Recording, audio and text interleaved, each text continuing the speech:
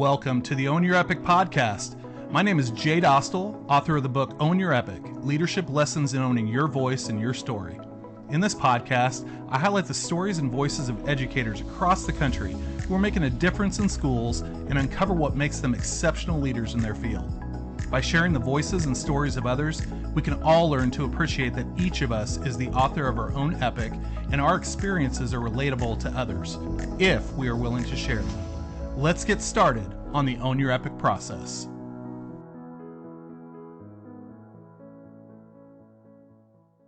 Welcome to the Own Your Epic podcast. My name is Jay Dostal, and I am so excited to have this guest today. I'm actually doing a two-part series.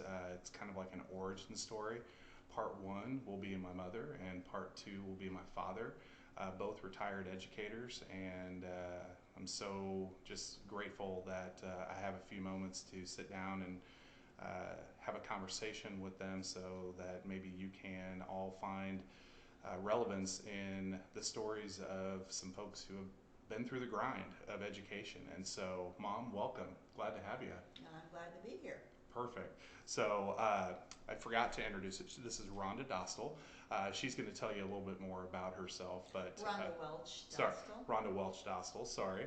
But Mom, part of this podcast is to help amplify the voices and stories of people in the profession of education so that others can see relevance in them and maybe help them get over the top. And I think a lot of people have some ideas about what goes on in schools and what teachers go through, but until they actually hear from the mouths of teachers, they may not really understand it. So I'm so glad that you get to join us today.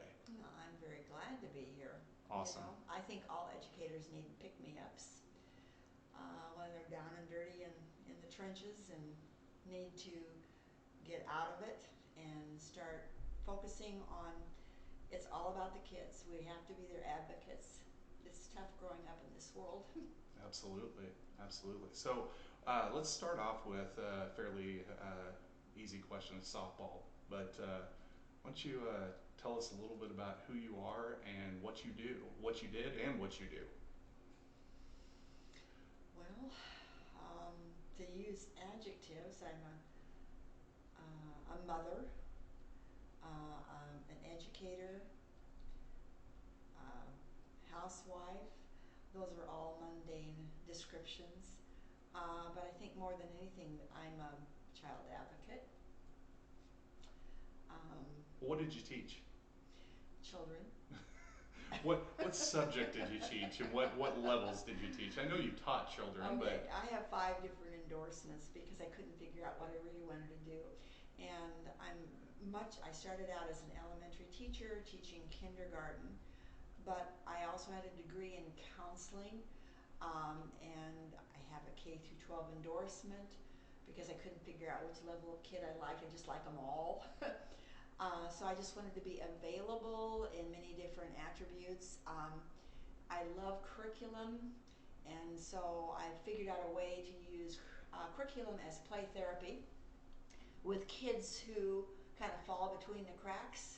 My specialty is with kids that the teachers don't want in the classroom, and I invite the teachers to go ahead and have them in my classroom, and we'll work together to get them back into the groove and learn all of the social skills that they need to survive in a classroom without having to be angry.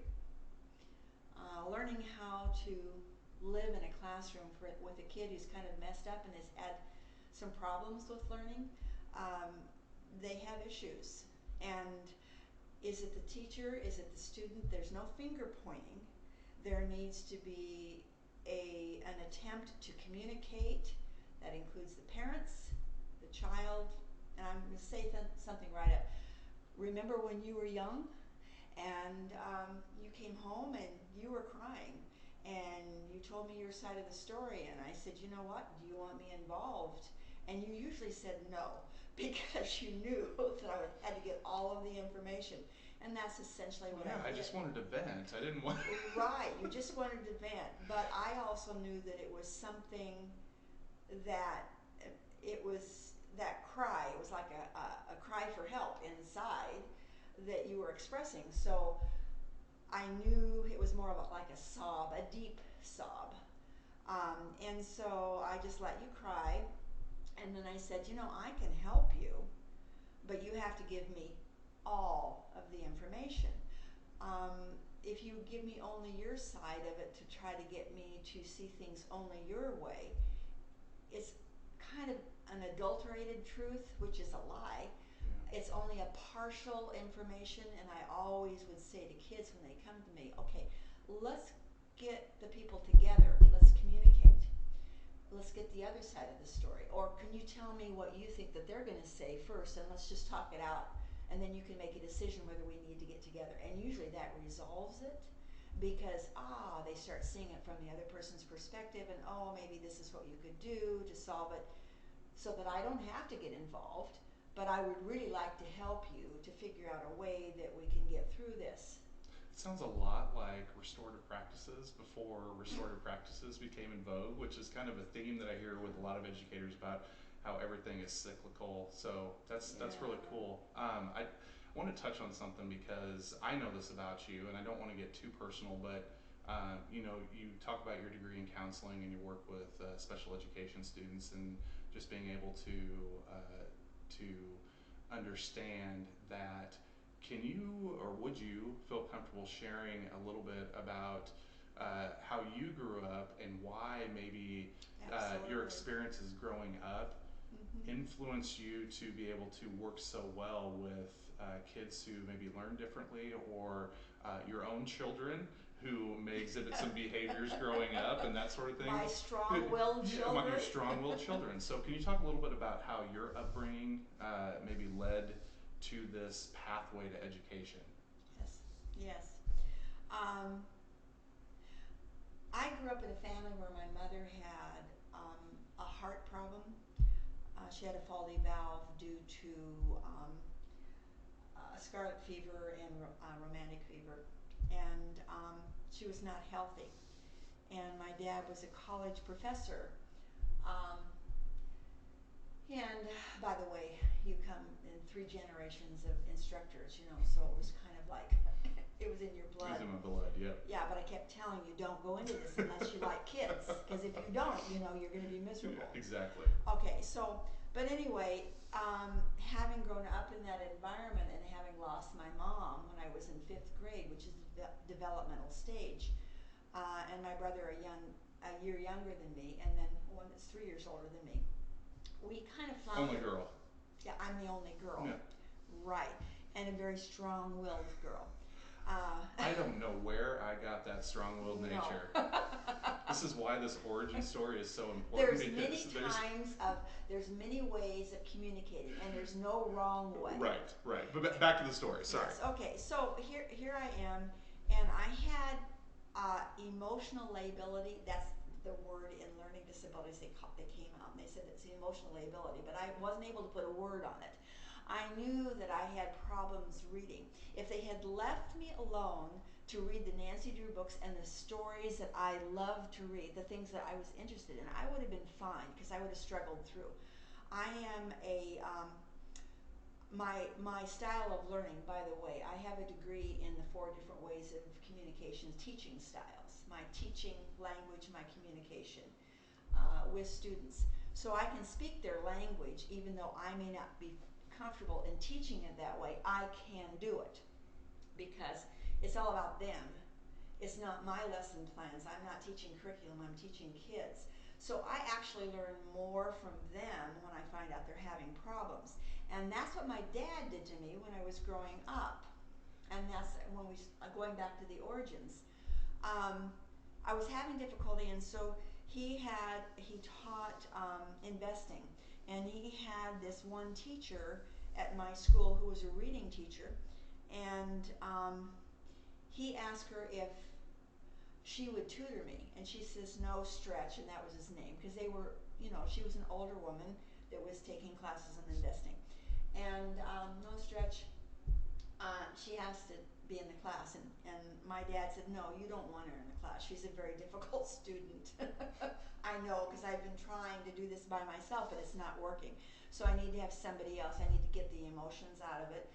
He was very invested in wanting me to learn how to read, and yet without the wherewithal, and how to teach younger kids who had lost their mother and emotional it's like A lot of trauma. a lot of trauma, too many emotions, and trying to keep them out of it. And he himself was grieving, so it was very difficult for him. But he was never afraid to reach out.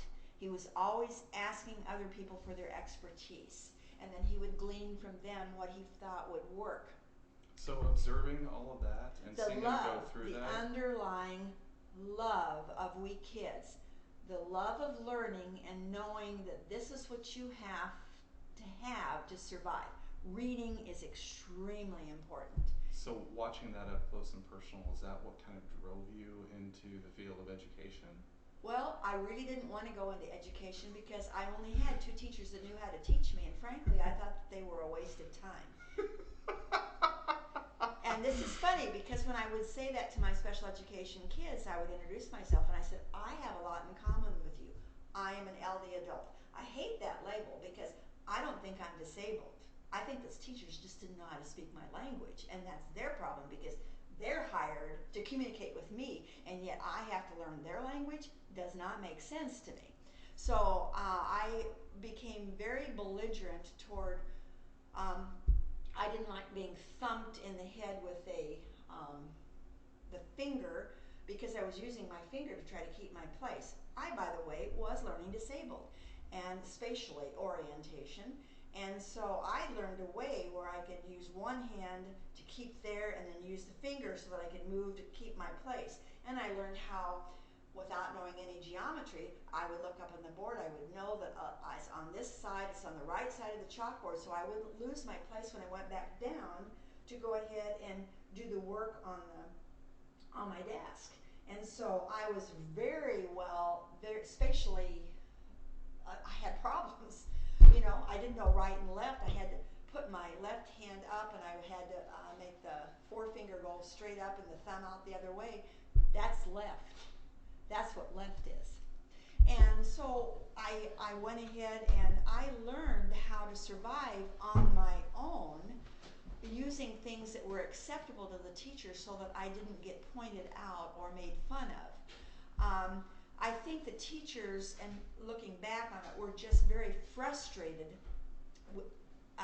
trying to teach me because they just didn't know how to reach me. And then you couple that with the emotional lability, of having lost a mother and grieving.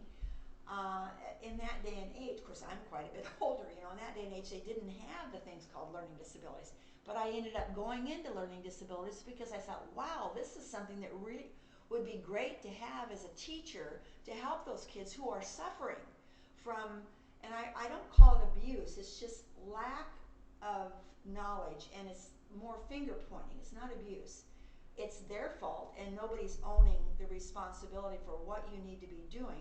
The lack of communication is really what it is. So I want to follow up with you on that, because that kind of leads into the next question. You mentioned own 2 times there, and yeah. the whole point of Own Your Epic is to Right. own your voice and your story. Yeah. And so, where are you? Yes. Where are you in this educational Right. field? And I have, as I've been writing and as I've been speaking about this, just being able to tell people that, listen, you can have other people tell your story, but it's never going to be as good as if you told it yourself, because you have to own it. And so the question that I want to ask you is, and this is going to be the focus of pretty much this entire blog, is... Okay. Oh, go ahead. Go ahead. I really think the interrupting, right now, is that I will lose that thought. Okay. And since it specifically pertains to knowing your origin and knowing your place in education and what you can give the kids, what are your strengths, what are your weaknesses, and own them. Mm-hmm. so that they don't interfere. And I have a real hard time with, I don't like being interrupted, but by the same token, there are times where interruption is extremely important because it emphasizes something that's extremely important, and if you lose the thought, it doesn't come back into the conversation again, into the context that it was entitled to be. It requires thinking it through and saying, this is the teachable moment.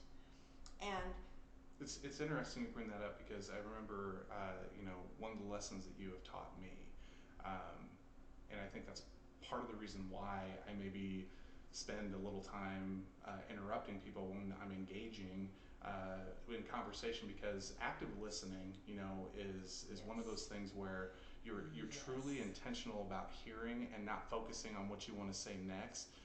And I think my action of interrupting is just like you said, that I don't want to lose that focus because I'm so intensely focused on what you're saying right now that I have to get some clarification. And if we go on for another 5 minutes, I'm going to lose it, and then it's going to feel like I haven't been paying attention to you. So I mean that whole give and take is so important. And then it becomes fragmented. Yes. Because it's not woven into the conversation at that teachable moment where it's heard loud and clear. There's nothing more, I'm lacking the word, when you were sobbing, letting you sob and being quiet and not saying anything.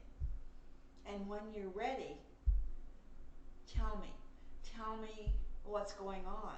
But I always hated that, Mom. I know you did. I hated it. But nobody wants to. Like I don't recall that specific moment, but I recall multiple times growing up when I came to you and Dad with an issue, and it was never one of those situations where you took my side. You just let me, you would always challenge me to say, okay, look at it from another perspective. Look at it from this person's perspective, and it frustrated the heck out of me. You wanted a pity party. Because I wanted somebody to support me. And then as I grew up and I reflected on it and I got into education, that was one of those things where I was just like, okay, my parents did me the greatest service by not enabling me to just go on a tantrum, but rather to take perspective in what other refocusing the anger and the hurt and taking the emotions out of it is the first step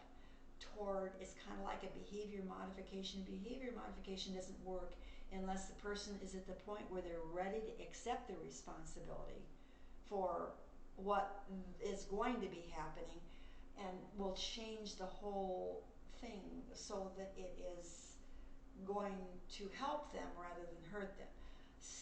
Staying on a pity party and feeling sorry for yourself and wanting to be held for that reason is different than let's talk about it and I'll hold you while we're talking about it. Because I just remember I said just lay your head down and got you to relax, which was very hard because you were always on the go. But I always knew when you really, really were. I don't know where I got that from, you or Dad. But well, emotions, the theatrics come natural. But by the way, you're very gifted in that area too. So, but it does have a lot of fun because in the classroom, kids love to laugh, and they love to laugh at things and find out that some of their behaviors are very laughable. And we're going to learn to laugh at some of those behaviors as I point them out to you. But laughing at, being able to laugh at what you've done. I said, why in the heck did I ever do that? And I did that in front of the classroom. I would model. I said, I have to apologize to you. And I know that you've set me up in this high. I never know. You never really set me up on this high pedestal. But you've seen me in action, and you know that I like you, and that's why I'm able to get away with some of my imperfections. And you look beyond people's imperfections, and you don't want to pick fights because you're in it together. You're working together, and when things get in the way, you just kind of we can talk about that later right now, and it's not like you're shutting them off. It's just like we've got this trying to maintain a focus on what's really relevant, as opposed to trying to change the subject, which is a way of avoiding something. And when you do that, whenever you kids did that, avoid that. No, I'll talk to you later. You need to go talk. I don't have time for this, And I've actually said to some friends, I've heard you say the same thing over and over again over the last 2 or 3 weeks, and I've been very patient with you, but I've got to be honest with you, and I know the truth hurts, and you may not want to hear this, but until you're ready to do something about this, I don't want to hear about it anymore. Yeah. And it sounds cruel, but it's not. It's the best favor that you can do for anybody, is to care enough about them to know, I've been through this with you, and now it's time to shit or get off the pot. You know what? I love the fact that you said that, because I think one of the misconceptions about educators in general is that we are, and it's true, we have our professional lives, we also have our personal lives. And I think sometimes when you hear profanity or whatever, and it's coming from someone that you don't necessarily think. It's not a mother thing, I grew up, I didn't have a mother, so I didn't have anybody to model. And so as my sorority sisters went ahead and said, we just have to do a number to help you, because you need to learn some of these other niceties things and stuff. But I have to thank you both, because growing up in a household with you and Dad, I am very fluent in profanity, but I also learned. I didn't swear that much. But I also learned that there is a time and a place for that, right. Professional versus personal. And so right. When we're engaging like this, it's like, oh my gosh, yes. And it can be funny at sometimes. It can. I remember bringing this up. I said, Dave, let's, on a light note, as we raised our kids, and I know that this is totally random, and it drove you kids nuts, but it was really, it's kind of like flicking cold water in a kid's face, or doing something totally random that is way off track, and it confuses you, and it stops the unnecessary behavior. It works. Well, yeah, you draw the attention away from right. Yeah. And the kids in the class would, where did that come from? And I said, okay, now that I've got all of your attention, and they look at you like, what? Which reminds me, when I was in the Miss Nebraska pageant, it was something that happened in the skit, and the pants, I was Emmett Kelly, and I had this rope holding up my pants, and I wasn't expecting the rope to come undone, and the pants fell down, and I'm sitting there, and I'm thinking, oh, and my eyes, and very theatrically, my eyes were like this, and of course the spotlight came on me, the spotlight that just kept racing all over, and I kept trying to swat at it. It was hilarious. The whole audience was laughing the whole time.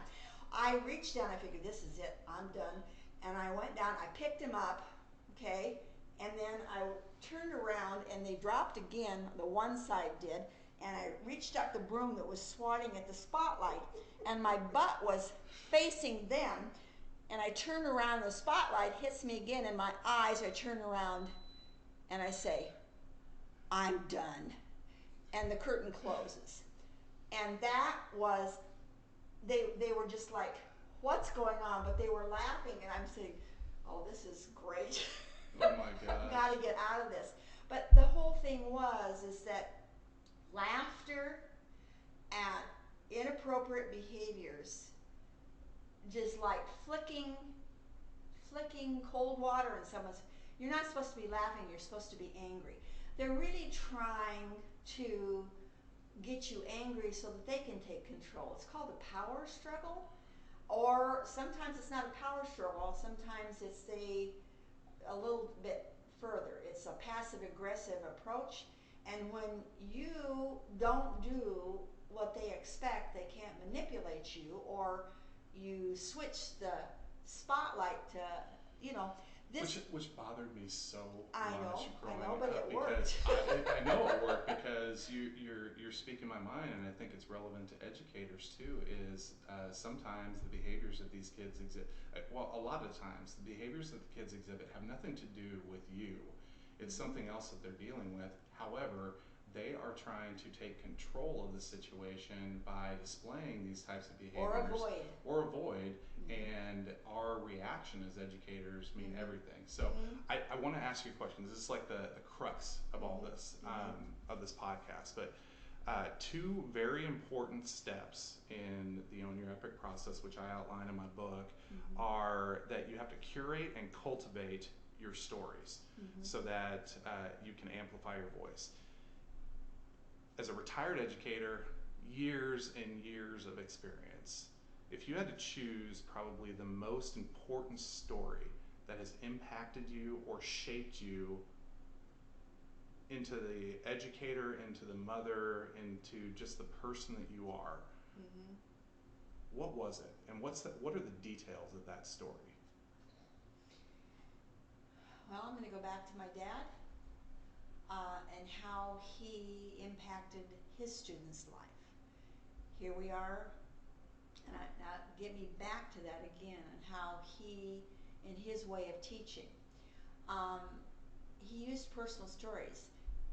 I met people all over who said, "Oh, you're Stretch's daughter," and they would bring up something that my dad had said about me in class as a learning example, like when I was charging something. And there's a good place and a bad place for charging, and when you don't have a mother, you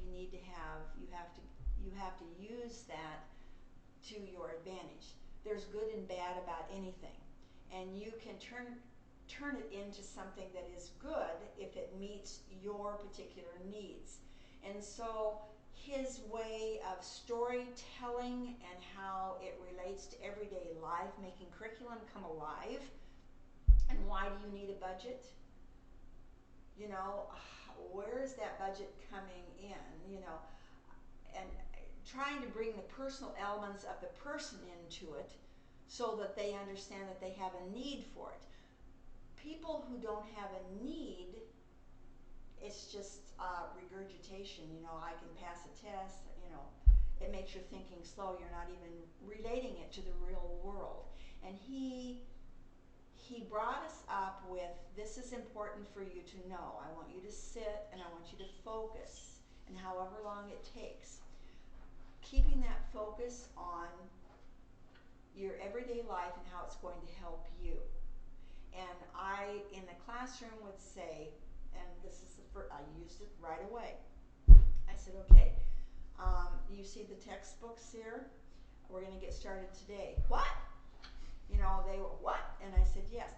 Well, those aren't our classroom. I says, no, they're not. You can use the regular, you can use what the other kids use. No, we can't. And I said, that's your problem. You're going to be using these because I know how to communicate it to you so that you will learn it. And so you're going to have to trust me. And I kept saying, trust me, trust me, trust me. I said, there's some of you in here who don't know how to read. There's some of you who don't know how to write. You still like Dick and Jane sentences. You have all these things that you don't know how to do, and you think that you're done. You're not done. They just didn't know how to teach you. I do. We got to get started. So let's quit wasting our time. And I said, open it up. And I said, you can pick that thesaurus or you can pick up the dictionary. And I'm watching, you know, I'm watching to see which one picked up the thesaurus, because I'm saying, yay, I don't have to work as hard on them. Because if you don't know a word and you want to find out what the meaning is, all you have to do is use a thesaurus. And, oh, wow, your vocabulary just explodes. Love that. And I would divide the kids up into 4 different groups of 4 different learning groups. And I loved, there was always 2 that were in mine. And boy, I always saved them for last because we really had so much fun. I am a Columbus style. I jump in and swim back to shore. And the teachers think I'm drowning. And they're scared to death. But knowing how a person communicates and using their words and where their main personality temperament is, like please understand me, it's oh, I can't even remember the authors, but it's the Myers-Briggs, it's based on the Myers-Briggs and knowing your temperament. and knowing Oh, I know the your core. Myers-Briggs. Yeah. You made me take the Myers-Briggs as a young kid, so I knew all about that Well, stuff. I know where your comfort zones are, and sometimes pushing you into your discomfort zones were very learning experience for you. But knowing how to do that without having you feel threatened, you may feel uncomfortable there, but that's where you learn. So anyway, Well, and just so you know, because I know you read my blog, yeah. I relate a lot of my experiences back to you and Dad because, and I'm not shy about telling people that I grew up in a household with two teachers, and that was a blessing and a curse for me. The curse was I never got to throw a pity party for myself. I always had to, I felt like I was going to school at home because my parents were teachers and they were parenting like teachers. The blessing of it came back years later once I got into the profession and I had my own kids to say, you know, there's really not much difference between parenting and teaching in that you're constantly trying to help grow and As help kids learn. as I held you as a baby in my arms, and you were very strong-willed from the minute you came out of my womb. You were very, things had to be your way. You were very strong-willed from the beginning. And I remember holding you while you were sleeping and saying, I wonder where this young man, where are you going to take him? Please give me the strength and the patience to be able to put up with this. And then, do you remember what I told you when I first had kids and my kids were growing up? Yes. I told you I'm being paid back for Yeah. everything that I did to my parents. But remember when you called me and you said, Mom, is this what it means? What goes around comes around? And I started laughing at you because I heard Mason in the background, and I'm going, and I never explained it to you guys. But you know, I hear Lynn saying that to the boys, what goes around comes around, because if you don't get it right, it's going to keep coming back. It's going to keep coming back. God gave each one of us and every student gifts. And I don't care the giftedness. I mean, you can go ahead and have Down syndrome, and you can be gifted. It's your job to go ahead and use their language and get them to know their gifts so that they can re-gift their gifts. I have not met one kid who hasn't had problems with their learning that has not taught me more by getting down and dirty with them, trying to struggle to figure out, how are you going to learn this? What are we going to do? Which gets back to the one thing when I was working with the kids. I said, I've given you a book. You've chosen the book that you want to read as a group. You've chosen it ahead of time. And that was, anyway, all those details are superfluous. They have to go ahead and see that there is a way out of this bad feeling that I can't learn. When kids come to you and you're in special education and they think there's something wrong with them, you have to show them what they have and build on what they need. You know, it's kind of layering it, you know, just step by step by step. Don't give up. You're not dumb. If there's something that you really want to learn, you can do it. There may be another way to approach it. You have to reach out to the people who you trust and who have your best interest at heart. And if you want somebody to come in to stick up for you, I will. You know, if you want the teacher to back off, there's a way to say things to people so that they understand this does not work. So that's a really good transition into my last question.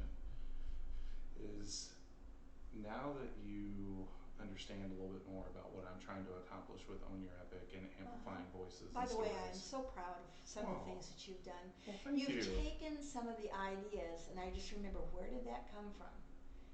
And I remember sitting there hours working on one child's IEP. How am I going to reach this child? Or how, you know. But you've taken some of those, you watched me, and many times I'd look up and there you were, and you were watching me. Well, studying and seeing how other people are reacting to something that they're so intent and love so much, because I loved teaching. My lesson plans were never the same because they were all focused on the specific needs of a group or a child, you know. And how cooperative learning was one of the things that I worked on, cooperative. And many times you will find, I'd say, okay, let's have a group meeting, and you hated that. Your dad hated it worse. Okay, so how are we going to solve, because it's something that's happening to all of us, it's affecting all of us. So how are we going to help him to go ahead and understand how he can handle this better? So By the involving way, other people. I apologize. Our bulldog Winston is running around and he's getting a little amplified this morning while we're talking, so he's feeling a little ignored. Yeah, he does. He loves it. He wants his ears. He does. He rubbed, wants yeah. his ears rubbed. Yeah, yeah. So, what is? And I know I said that was the last question, but I do have. This is the question that I want to really get to, as kind of the end to this conversation.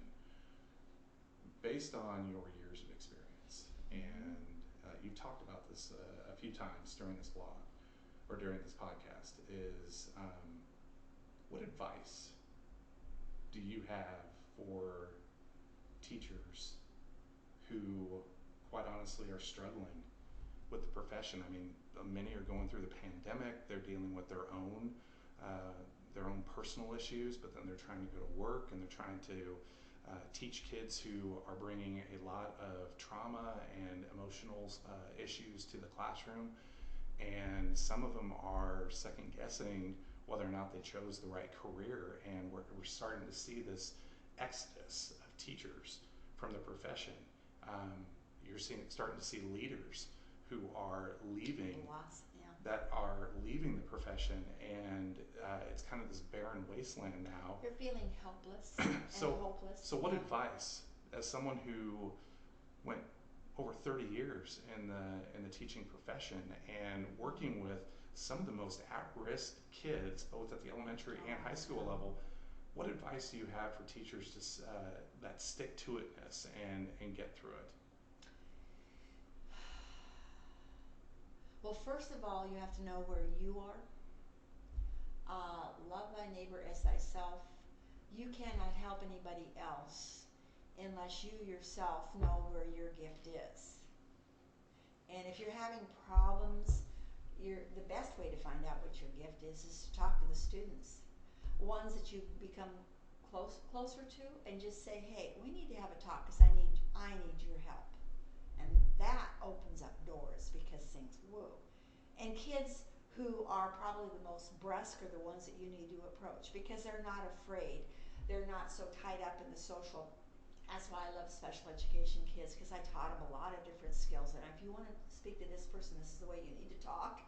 You want to speak here, you need to know their listening styles, you know. So that you don't give up, you have to first of all know you and focus on what you can do. And if you don't love kids, get out of teaching. Don't. There's no shame in that, by the way. No, there isn't. And I had a desk, it was kind of like a closet, but it was very. You walk in the door and there I am, you know. And I had a coworker that had a desk. They just put special education teachers wherever they could find a special place for them, you know. We were not top on the list, but we knew it. But the thing is that I knew that they needed me. So I didn't worry about that. And see, that's where my strength was, is that I know that what I'm saying is going to help you to teach better, to reach kids. And back off. Don't, I tell them this is where their weakness is, and you need to know that. And I will actually bring them with me and just say, hey, they've asked me to come here, you need to know this. Now, if you'd like to have me be the timeout place where you can go whenever the two of you are having issues with communicating, that's fine. Communication problems can be a source of a lot of problems. And that's the other thing. know your communication style, know your limits, and know when you've reached that threshold so you back off, because then there's no communication. So know your communication style, and know when your emotions get in the way that you're, anger, anything, you're not effective.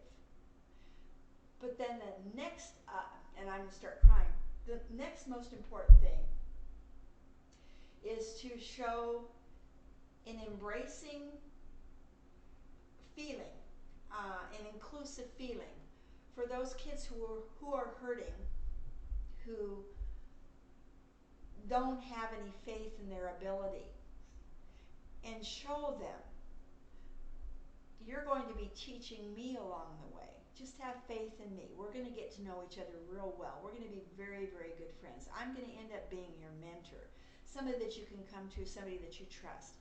Every child in the school, and I'm so proud of you because you did that in one of the schools, has got to connect with one person. In an interview at the very beginning of the year, or like a sheet of paper that asks questions, if you were on an island all by yourself, shipwrecked, which teacher in the school would you like to be with? And find out, and then develop that relationship with that teacher, and then even say it. I've even told it to the kids. When you first came in, I just thought, oh boy. I actually said, I've heard so much about you now. Let's hear your side of the story. And they look at me kind of funny, and I'm saying, you know what? I can make my own opinion and stuff. You and I are going to learn to respect each other, and we're going to respond, and we can even argue. But the most important thing is we've got to communicate. And there's no really one answer. Know yourself, respect a child, and know that your job is to mentor them and to turn them into lifelong learners of all the experiences that are going to be coming their way, and how can they handle it in such a way that it doesn't destroy them, and that they can come back into your loving arms and say, hey, Mrs. Dostal, I did it. I have some kids that did not know how to read, they didn't know how to write, and they didn't know how to spell. And in one term, and we did block scheduling, in one block scheduling, they were able to know that they could do it. They had the skills. I'm sending kids out with the skills to be able to do the job that they need to do to become lifelong learners. We're getting here towards the end of time, but Mom, I have to tell you that as you were talking there, I love you, Jay. I love you too, Mom. This has been so awesome. I know we get to do this on a regular basis, but I'm really excited to I argue with you a lot. I know you do, and that's good. But arguing is not bad. No, but I'm just glad that I'm going to be able to share this with the world so that they can see what I grew up with. And you talk about, you mentioned in that last piece there about kids remember their teachers, and they don't care about how much you know until they know how much you care.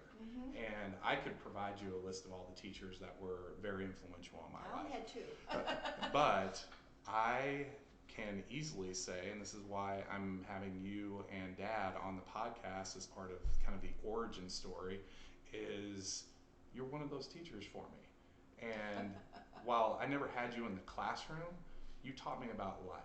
And I think that I think the message that I want people listening to this podcast understand, and I think you definitely provided examples of it. But I am the son of my mother, and your father, and my father, and you've shaped me into the person I am today. And that's why God entrusted you to me. And as the people who are listening to this, if you are a parent, you were blessed with a child, and you have all the skills and everything that God felt that child needed.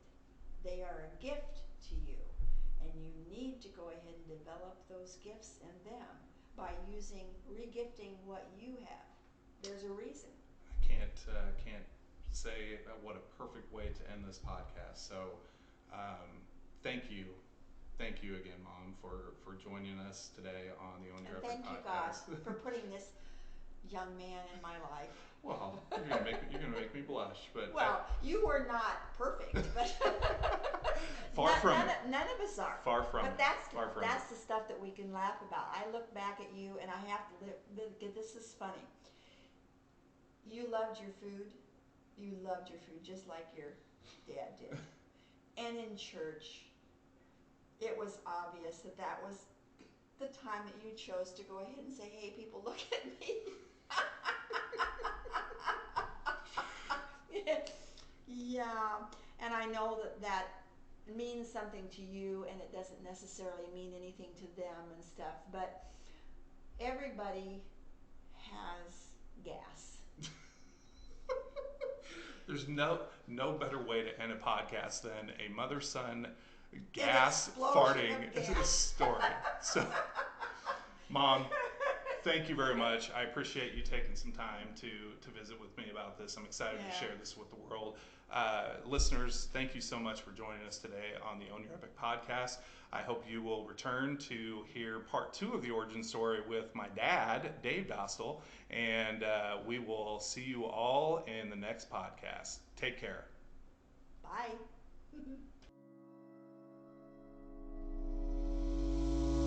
Thank you for joining me on today's podcast.